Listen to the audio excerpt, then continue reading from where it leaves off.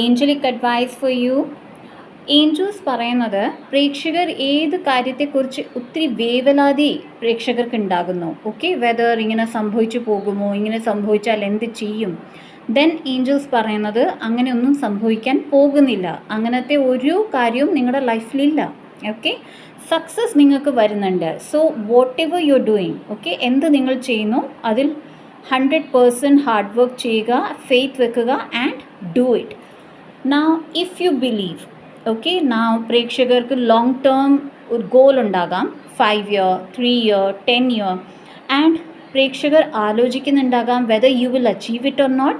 Then angels പറയുന്നത് നിങ്ങൾ believe ചെയ്യുകയാണെങ്കിൽ 100% ഏഞ്ചൽസ് നിങ്ങളെ സഹായിക്കുന്നുണ്ട് and you will get it through. Then angels പറയുന്നത് ട്രസ്റ്റ് ഉണ്ടാകേണ്ടത് വളരെ അത്യാവശ്യമാണ്. Not only on the process, okay, നിങ്ങൾ ചെയ്യുന്ന കാര്യത്തിൽ മാത്രം ട്രസ്റ്റ് ഉണ്ടായാൽ പോരാ, ഡിവൈനിൽ ട്രസ്റ്റ് ഉണ്ടായാൽ പോരാ, പ്രേക്ഷകർക്ക് പ്രേക്ഷകരിൽ ട്രസ്റ്റ് ഉണ്ടാകണം. That you will be able to achieve whatever you want in your life. All the best.